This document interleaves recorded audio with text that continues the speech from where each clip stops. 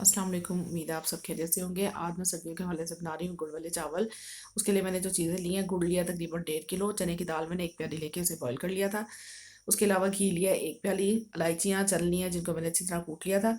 उसके अलावा इसमें बादाम और गिरियाँ डलेंगी। इसके अलावा जो आप मेवाजात पसंद करें वो डाल सकते हैं। इसके अलावा मैंने चावल लिए थे, सेला चावल है ये। मीठे चावल, गुड़ वाले चावल सेला चावल में ही पकते हैं। ये तकरीबन 1 किलो है और मैंने 3 घंटे पहले पानी में भिगो दिया था ताकि ये अच्छे से फूल जाएं। इन्हें ज़्यादा भिगोना होता है। अब मैंने एक सॉस पैन में गुड़ डाल दिया है और इसके अंदर मैं तकरीबन 1 गिलास, जो छोटे वाला गिलास होता है वो डाल के तो इसको पका लूँगी ताकि इसकी चास अच्छी सी तैयार हो जाए। चावलों का पानी मैंने बॉईल करने के लिए रख दिया था और इसमें मैंने चावल डाल दिया। अब मैं इन्हें बॉईल कर लूँगी। इनको हमने तकरीबन 90% तक गला लेना है चावलों को हमने खुले पानी में बॉईल करना है और इसको हम तकरीबन 90% तक गला लेंगे चावलों को। सख्त नहीं इसमें होने चाहिए क्योंकि जब हम चास डालेंगे तो उससे चावल जो है और ज़्यादा अकड़ जाएंगे। तो इसको तकरीबन 90 से 95% तक हमने गला लेना चावलों को। इनको पकते हुए तकरीबन 10 मिनट हो चुके हैं। अब चेक कर लूँगी कि गले या नहीं। थोड़ा टाइम लेते हैं गलने में। सेला चावल थोड़े सख्त होते हैं, इतनी जल्दी नहीं गलते हैं। ये देखें, थोड़ी सी सख्ती में है, थोड़ा सा मैं इन्हें और गला लूँगी।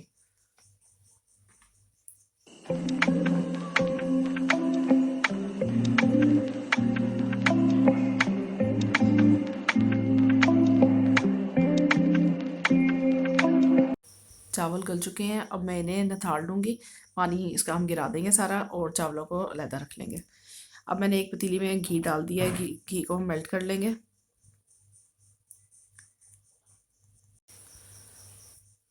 अच्छी तरह घी को गर्म कर लेंगे हम। जब सारा घी मेल्ट हो जाएगा तो इसमें अब मैं इलायचियाँ डाल दूँगी।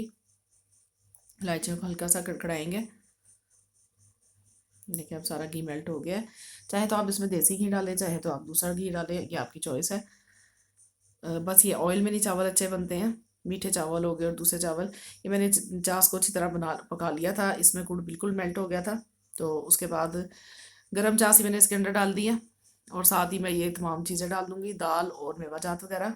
क्योंकि दाल हमारी पहले से गली हुई है, इसको हमने इतना नहीं पकाना। अब जो बॉयल हुए हुए चावल है वो मैं इसके अंदर डाल दूँगी। चास को हमने इतना ज़्यादा नहीं पकाना, क्यों अगर हम ज़्यादा पकाएंगे तो वो इस तरह सख्त सी हो जाएगी, तो उससे चावल अच्छे नहीं बनेंगे। चावल डालने के बाद इसे मैंने तेज़ आग पे पकने दिया है। ये देखिए इसके अंदर अभी भी चास का पानी है। चास का पानी खुश्क होने तक हम इसको पकाएंगे। तो इतने में जो 10 फीसद चावल रह जाते हैं गलने वाले, वो गल जाते हैं। इसको ढक्कन हटा के जिस तरह पुलाव हम बनाते हैं चिकन वगैरह का, उस तरह ही पकाना है हमने। और जब सारा पानी खुश्क हो जाएगा तो फिर हम इसको थोड़ी देर दम पे रखेंगे। ये देखें, पकते हुए इसे तकरीबन 10 से 15 मिनट हो चुके हैं और चास का पानी सारा खुश्क हो गया। अब मैं इसको दम पे रख दूँगी तकरीबन 5 मिनट के लिए। 5 मिनट बाद हम इसका दम खोल देंगे। चले जी, 5 मिनट हो चुके हैं। अब हम चावलों को देखते हैं। देखिए कितने अच्छे माशाल्लाह लंबे लंबे चावल हैं और बिल्कुल खिले हुए। ये हमारे चावल बिल्कुल तैयार हैं। अब इसे हम डिश आउट कर लेंगे। ट्राई ज़रूर किया करें और मुझे कमेंट्स में बताया करें। मेरे चैनल को लाइक, सब्सक्राइब और शेयर भी किया करें। अल्लाह हाफिज़।